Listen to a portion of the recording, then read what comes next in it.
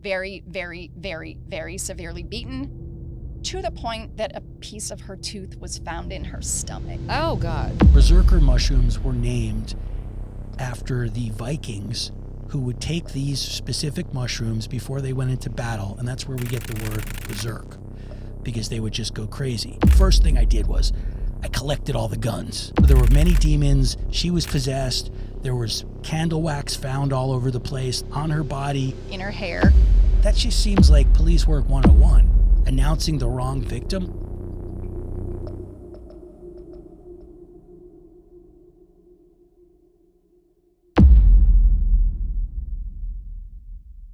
Hi, I'm Julie Golden. And I'm Kim Kantner.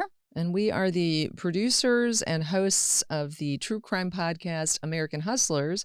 And today we are introducing to you a new show that we are producing and hosting called American Hustlers, Crime Gone Viral. This show's about us unpeeling the layers about binge-worthy TV shows and movies that everybody is talking about at the water cooler, when there was a water cooler. But now there is no water cooler. So we're here to bring back water cooler culture. Love it. And then this is the really cool part that you will not see anywhere else out there in the podosphere.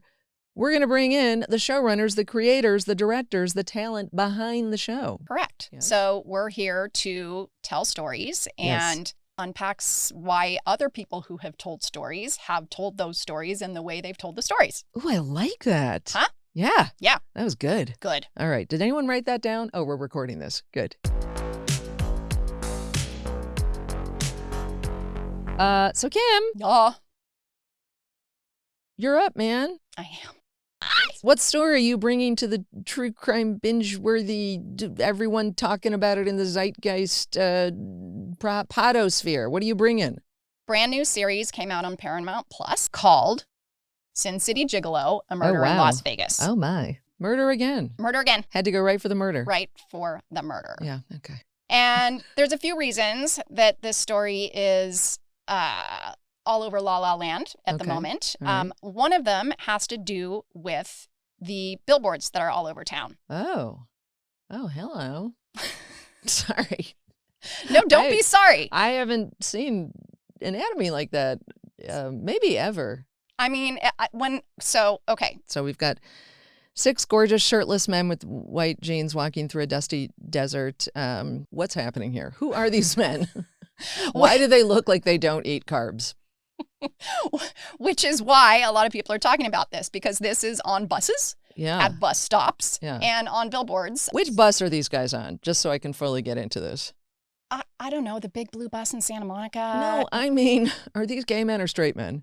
Oh, no, they're straight. Okay, all right. Yeah, they're straight. The reason this Paramount Plus series exists is because back in 2010, a series on Showtime called Gigolos, just Gigolos, was about 5 gigolos who were gigolos in Vegas. They covered their real life, their gigolo life, their party life, their family life.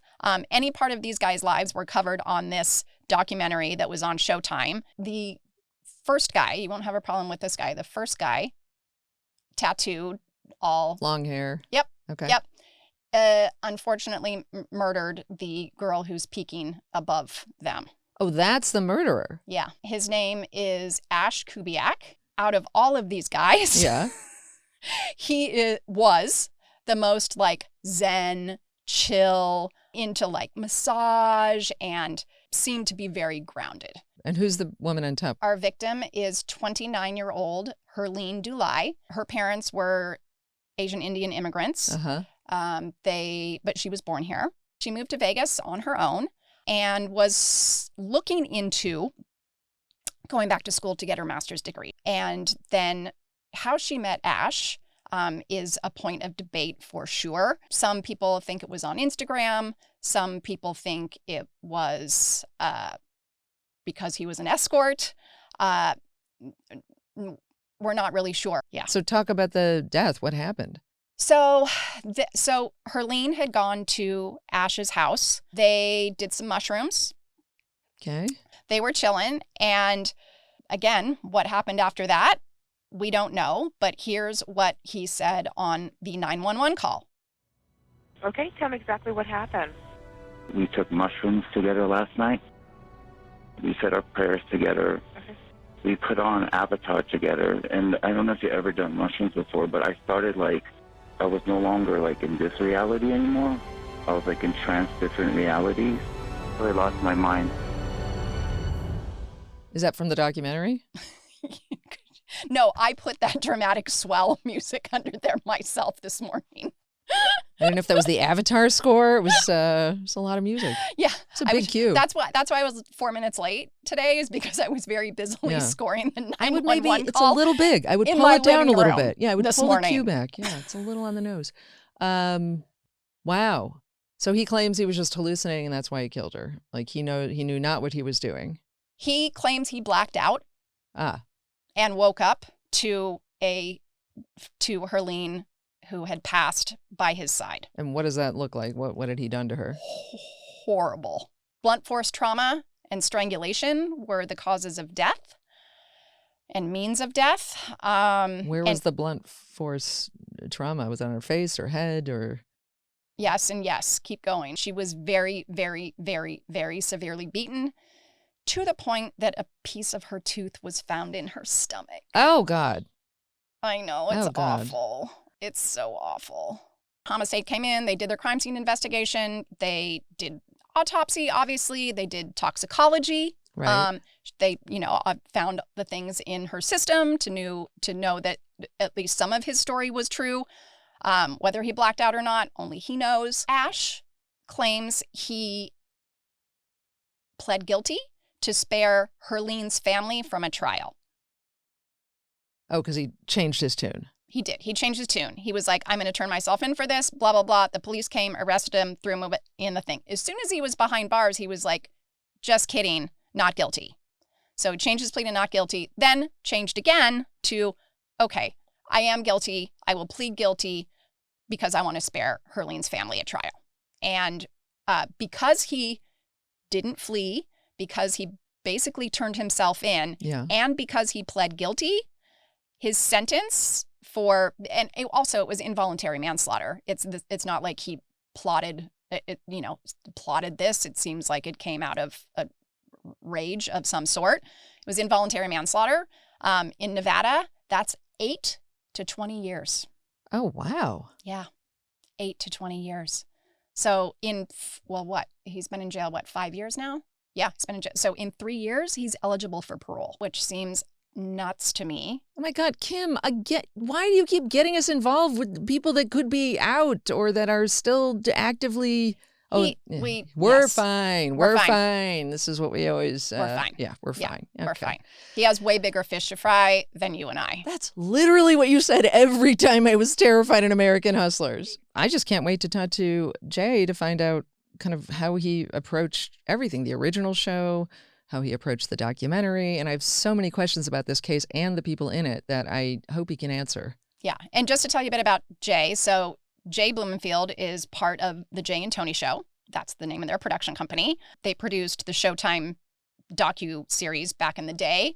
And they also were interviewed for the Paramount Plus series. So they were behind the scenes on the Showtime show and in front of the camera on the Paramount Plus. All right, so we'll bring in Jay after the break. How's that sound? That sounds fabulous. Jay Blumenfield. Hello. Thank you for joining today. Anytime. One half of the Jay and Tony Show. Correct. My first question, honestly, is about the original show this is based on. What made you think doing a show about male gigolos? I don't even know how to finish that sentence. How did you get involved with male gigolos? Would sell, would air, would go on to do 6 seasons? I think were you six seasons. Personally curious about the subject matter? Like, how did you get involved with that original show? It's a weird beginning to that show. Awesome. I don't know if you remember a guy named Richard Grieco. Yeah. I think he was once like on the cover of Time as like sexiest man of the year in like 1988 or something. Richard Grieco comes to us with a couple other guys and says, just hey, out of the blue. Well, he had been in a scripted movie about a gigolo because he is the sexiest man in America. Sure. So it kind of makes Time sense. said so. And and then he said, you know what? I met some of these guys, and they're really cool. And he sort of was pitching us a scripted show. And we didn't know how to do a scripted show because we were unscripted doc guys. And when we talked to him, he basically said, hey, I met some of these guys in Vegas. They're really interesting and blah, blah, blah. And then we're like, screw the scripted show. Let's go meet these guys in Vegas. This sounds like a reality show. So Showtime were like, what do you have? And we hadn't done any research. We just had a meeting with Greco. And we're like, we got this great show about these Gigolo guys. And then... Wait, that was your answer when you said, what do you have next, even though you didn't have shit? Correct. We had nothing. So you're spinning. And so we went into we had one rehearsal with Richard, who's an actor. And he's like, don't worry, I got this. And he just stood up and told stories. And then in his stories... I was there. So he's like, remember, Jay, when we went into that strip club and we met this guy? And I'm like, yeah. And he's smoking in the pitch meeting, which I've never seen anyone do that. Like, what year was this? This was, I don't know. Well, it must have been like 2009, 2000. Yeah. Somewhere around there. And so he did a great job of pitching something that didn't exist, and they bought it in the room, which never happens anymore. And then once they bought it in the room, we had to go meet the guys and find them and figure out the show. So we did that, and we met these guys, and there's your story. I have a question. What would you say to the viewers who have not seen the original Gigolos? What was the balance of like sex versus character stuff? What we found was showing the sex was boring after like 10 seconds. Okay. But showing the comedy of sex, whether it's, so for instance, I remember on one of the first shoots on Gigolos, I was looking in the monitor and the people were having sex and she was screaming, oh my God, oh my God. And he sort of panned up through her face saying, oh my God, and then back to the back of her arm. And it was like a tattoo of Jesus. And it was sort of perfectly timed shot. And I was like, that's the show we got to be making. Like it had nothing to do with nudity or porn. It was the sort of juxtaposition of the kind of weirdness of sex. And then the other thing, which we always tried to teach our producers and editors, which it's really hard to do because sex is so loud. Sex is so all-encompassing when you're trying to shoot it, right? It's so like, holy crap, like people they're naked, things are flying around, it smells weird. So everyone is drawn, the energy in the room is like, this is what we're watching. And the truth is, after 2 seconds of that, it's boring, and then it goes on for like another half hour if you're lucky. And so what we would have to do, I mean, sorry, that's not the show. These were that was Gigolos. I mean, they were professional. They were medically enhanced. But the point being, then it would stop. They'd have a cigarette, put on their socks or whatever, and our camera guys would have a cigarette, put down the camera, and I'm like, no, take your break while they're fucking. Yes, because the interesting stuff is the awkward, I can't find my shoe, like under the bed, or trying to light the cigarette, or whatever that awkward post-sex conversation is the show. It took a little while for us to realize like the show is when the energy in the room changes. Sure. Right. It's kind of like the shark in Jaws. The less you see it, correct, the scarier it is. It's like the shark in Jaws. Exactly like that. So, Paramount Plus show. Yes. How did that come about? Okay. So, the murder happens. Yep. That's a start to a true crime series. July 2020. It's pandemic time. Yep. Where I remember I'm on set shooting with Mr. Jason Sudeikis on a show called Tournament of Laughs. Okay. Having a fun comedy time, and a camera guy that worked on Gigolos comes up to me and says, did you hear about this? And he shows me the TMZ article and was like, whoa, what happened? There's no way that could be Ash, like something that's weird. Do you remember what the article said? Like the headline said? Like it said in a nutshell? something like Ash from Gigolos kills woman or something like that. And so that's the first I heard of it. And then I just sort of got depressed, and then more and more people were like, hey, did you hear about this?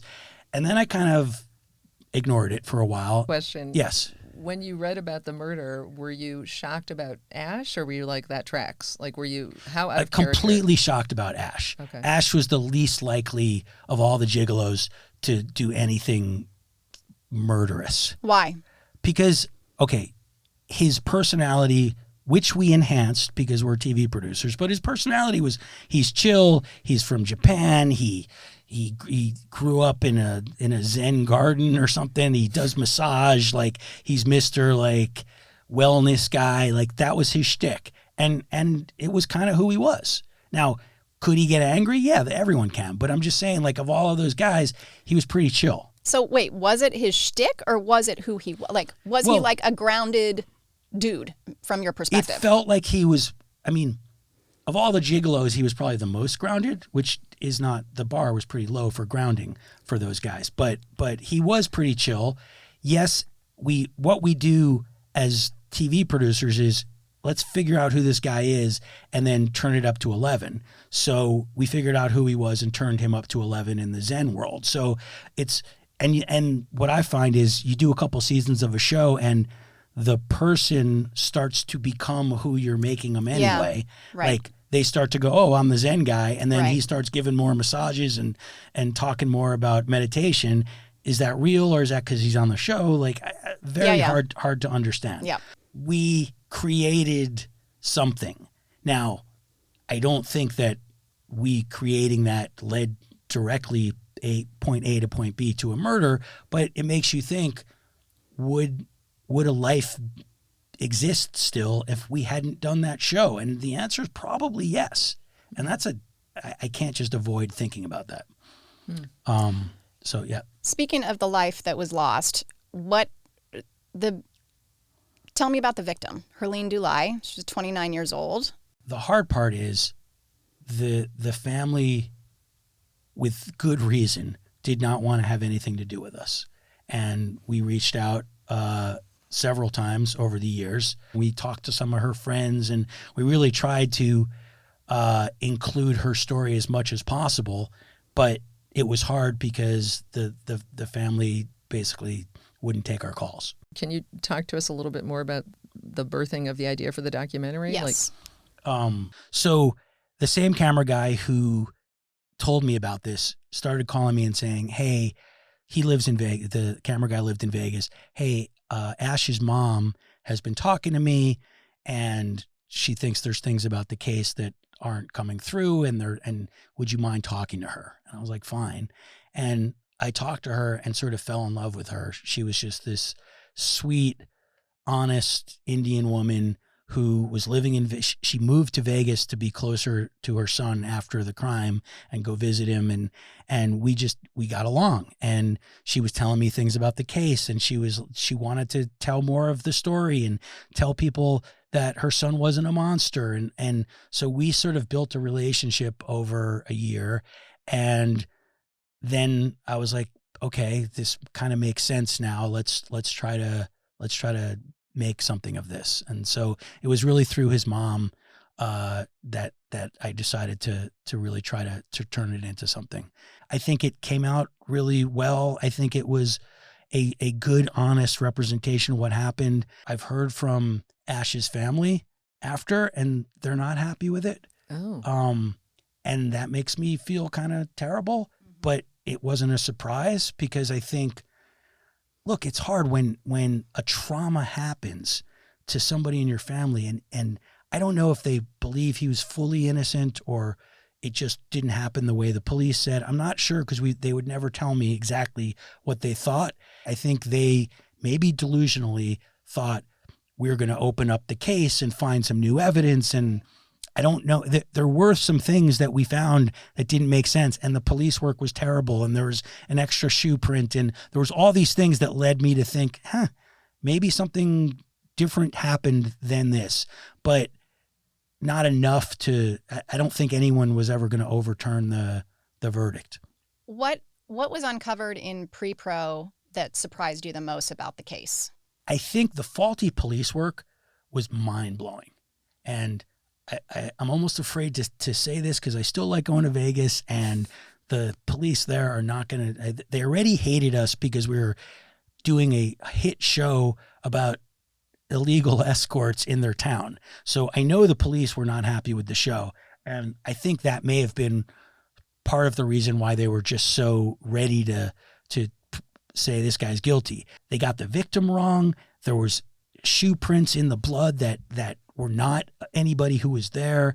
The forensics was kind of faulty. There's stuff about the coroner's report that was just off. So I can't believe just how lame the police were. And I mean, even if they assumed that this was the guy who did it, like, do your job, kids. Like, it just seemed like, oh, this is the guy. And what was the most glaring thing that you feel the police screwed up? well, I think announcing the wrong victim is pretty glaring. And that Can you tell folks about that? Sure. Look, the for the first 24 to 48 hours, I don't remember the exact timing, they announced that the victim was this woman named Tia, who was Ash's ex-girlfriend. That he lived with. That he lived with. In the condo where the dead person was. Correct. And she looks nothing like the real victim, just different color hair, different body type. And for 24 hours, everyone assumed it was her. They announced it on the news. They did a press conference. They held a press conference within, I want to say 4 hours after they were called to the scene, which is unheard of. Like, that's pretty, you don't know much at 4 hours after the scene, including the victim's name. But I don't know this. This is just me speculating. I feel that they did that to tamper this down so that it didn't blow out into this, like, the TMZ article, and it's possible, yeah. I don't know. Yeah, I'm just fishing. No, it's possible they were worried about it becoming a bigger story, but naming the wrong victim is still not that's just not excusable. And she did. So his girlfriend's name was Tia. Tia did show up to the scene within. Again, I don't know the exact, but that day, like after the press conference, she showed up. So they very quickly knew it wasn't her, but the press conference had already happened. That just seems like police work 101. I mean, announcing the wrong victim, like there's enough pain going around. That just seems horrible. Am I picking up on you're not saying you think Ash is innocent, but you feel like perhaps there's some unanswered questions about his innocence? I think there are a lot of questions. Whether he's fully innocent, I think it's possible something else happened. I think it's also possible that she was attacking him and it was self-defense, which sounds kind of hilarious because he's a big guy, but they were both on a lot of drugs. He claims she was possessed and she started attacking him, and there was candles, and he was and there is some evidence that she was being violent toward him. But I think in their mental state, it's really hard to tell what really happened. And the amount of injuries on his body versus her body are incomparable. Yes. Well, one of them lived. Well, yeah. But even if she lived, even if she were still breathing, like right, just the quantity of it's pretty dark. But steroids, I know, came into play. Look, they both were taking a lot of drugs that night. Definitely these mushrooms that sort of are known to make you slightly violent. Oh, wait, really? Can we hear more about this? Because when I think of mushrooms, I think of like University of Wisconsin-Madison and just a love-in. Exactly. And there's a lot of controversy because most of the time mushrooms are very peaceful. There's some controversy because the type of mushrooms that they were taking that night were called berserker mushrooms, and Ash had never taken them before. And berserker mushrooms were named after the Vikings who would take these specific mushrooms before they went into battle, and that's where we get the word berserk, because they would just go crazy. So these were a new kind of mushrooms that he hadn't taken. I mean, not new in general, but new for him, and they had taken these mushrooms. Now, I believe they were also taking other drugs that night, and I believe he had a history of using steroids. There's some reporting that says when you use steroids and mushrooms for a long period of time, it can sometimes make you violent. So there's a lot of questions about the drugs, but there's also questions about those berserker mushrooms were left on the site. Okay. So meaning the police didn't find, they were right there. Right. And Whitney, who we could talk about, who was Ash's friend, went to try to see what she could find, and she just found evidence that the cops should have taken and seen. So were they just put there? Like, it was weird. There's a lot of weirdness. When we started doing the research, I went to Vegas and started talking to some of the other gigolos. And I sat down with Bradley, who you see in the Paramount Plus doc. And, Boy, do we. Yeah. And it's interesting because he called me up at first and said, I have some things to tell you that nobody knows. I'm like, great. What do you got? And he's like, I have to tell you in person. And I was like, guess I got to go to Vegas. So I go to Vegas, I have a drink with him, and he starts telling me some crazy stuff about the night. He starts telling me that when he got there, Ash was talking about... the next morning, right? Interesting, sort of the next morning or late that night, depending on how Bradley got there before the police. Yep. Which the police had and no idea. Brace. Yes. Which I was like, what, did you just invite the whole cast over? He invited the whole cast. He either did a murder or somebody got murdered. Jesus Christ. His first call is to the other gigolos. Right. Which makes me feel warm and cuddly because, like, we made these guys friends. They're their ride or dies. They call each other after they murder someone. That's cool. God. So he calls Bradley. Bradley's former military. Bradley goes through the house. According to what Bradley told me, which blew my mind, he's like, well, first thing I did was I collected all the guns. I'm like, Oh my God. You collected what? So I guess, it's Vegas and it's America. There's a bunch of AK-47s or whatever around the house just for fun. And he put them all in a bag and took them away. And even though the victim was not shot. She was not shot. There were 0 gunshots fired. No guns. This was not a gun stabbing, murder. No nothing. In fact, there was no weapon. Correct. But there was no gunshots. But, he knows the cops might show up and there's a lot of guns around. Probably a smart move. He does his little military thing and, like, investigates and whatever. He does a sweep. A sweep. Yes. He does a sweep, puts the guns in a bag. Brace comes over because Ash called him. Brace looks around, smells the worst smell he's ever smelled. Brace says, and he says this in the doc, something like, I just knew it was horrible and I'll never forget the feeling I got when I looked in. I turned around, I left. And so maybe he wasn't the best friend, but Bradley stayed. Anyway, in fact, Bradley is the person who told Ash, okay, you got to call 911 now. Right. And Bradley was sitting next to Ash when he called 911. And if you listen really carefully on the call, at first Ash says, can you please send the police? And Bradley in the very background says, like, ambulance, not the police. And so then Ash says, I need an ambulance. And then those guys got the hell out of Dodge before the cops got there.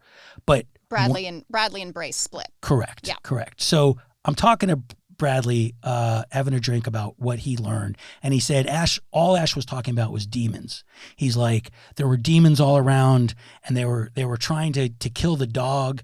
And so I had to kill the demons. And then she was possessed. And Bradley was telling me this, like, it wasn't weird. Like this is reality in some way. Now, probably a bad trip, but I mean, a really bad trip. I've taken many trips in that way, good and bad, never seen demons, but also never killed anyone. So what are you going to do? But so there were many demons. She was possessed. There was candle wax found all over the place. There were the candles and on her body, in her hair. So something weird happened. And so I think there are things that may have happened that didn't fully come out in the trial. And the plea. Well, there was no trial, right? Right. There actually wasn't a trial. He pled guilty, and there was a sentencing hearing. Well, and according to him and his family, he was railroaded into taking an Alford plea, which is that plea where you plead guilty but you don't admit doing it. So, and he didn't want to do that plea for a while, and then they finally said, "Look, if you don't, this is the end of your life forever. You should do this and maybe you'll get out in like 10 years or whatever it was." So I feel like he was pushed. And I think that's a common thing in many crime cases where just to save the time and money on court hearings, they kind of railroad you into taking a plea. So he never really got his day in court, and he's never really, there's a lot of unanswered questions about what exactly happened. So right now, you obviously visited Ash. He's serving his term. Where is he? He's in Nevada somewhere, He's obviously. in Nevada High Desert State Prison. Like, how far outside of Vegas was that? Like 45-minute drive in the middle of nowhere. Okay. If anyone escapes, they're dying on the walk home. Okay. So it's a pretty dismal place. Okay. So he was sentenced to 8 to 20 for his involuntary manslaughter. So it's 2025. So he's like 4 or 5 years into his sentence. Yep. So he's up for parole in 3 years. Yeah. I believe so. Yeah. Okay. Yeah. So that's where he is. So Brace now is living between Michigan and Vegas. I'm not exactly sure what he's doing. Last I talked to him, he told me to buy gold. So, Okay. yeah, that's him. Tips. Yeah, Tips. he's always got tips. Okay. I think he should be an actor, and I would love to put him in something. So Yeah, I actually do too. he's great. Yeah, he is great. And I really liked him in this doc. Like, I really liked him. I mean, I didn't watch Jiggies at the time. It wasn't my jam. Thanks, Ken.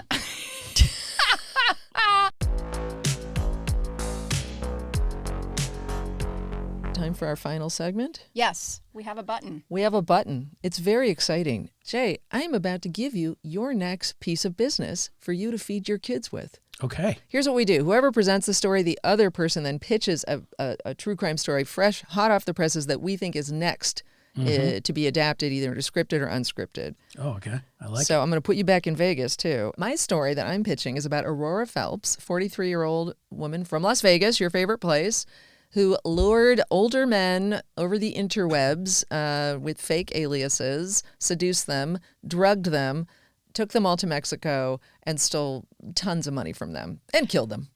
As crazy as this story is, we want you to know that at the time of taping, all charges against Aurora Phelps are still pending, and she is presumed innocent until proven guilty. How old were these dudes? Like 80s. Oh, shoot. Yeah. That's the not fun part of this. I mean, none of it's good. No, Even 1 year but older is she's- not good. I think for the TV or movie version, the guys are younger. It's Okay. a much better story. And they're bastards. They're bastards, but they're complicated. They're a complicated sort of bastards. unlikable hero. Yeah. In one case, she used a victim's bank account to buy a gold coin days after the victim had been found dead. Maybe she heard from Brace. Perhaps. Yeah. Okay. In another case, she sold around $3.3 million in Apple stock belonging to a different victim. She's also married, and the husband had no idea about it. We like to figure out who would be cast in this. Any Okay. ideas for who would play Aurora Phelps? Okay. She's got to be attractive. Yes. Because she's convincing guys to hang out with her. Yes. But she's sort of a little nefarious. Yes. Jennifer Coolidge. Just kidding. That would just be funny. Jennifer Coolidge. Oh, yeah. no, but what about the girl in the second season of White Lotus? Yes. Aubrey Plaza. There we go. There you That's go. her name. Yes. That's Ding, her. ding. Yeah. That's You definitely see it coming, though. That's her. Aubrey is not going to be No, tripping. you'll see it coming, but Aubrey gives But it'll be you drugs. And, It'll be satisfying. Yes. Yeah. Yeah. Oh, for sure. All right, so you're welcome. This is fun. You guys are great. I hope this podcast becomes the new Joe Rogan. So Oh, sweet Jesus. Wow, talk about a button. All right. Jay, thank you so much for doing this episode of American Hustlers Crime Gone Viral. You We were appreciate fantastic. it. We appreciate you. thank you guys. Yep. See you next time. Alrighty. Ciao. Hey, everyone. Thanks for tuning in to American Hustlers Crime Gone Viral. If you want to see how Kim and I got started down this true crime road, go check out the podcast, American Hustlers, presented by True Crime News.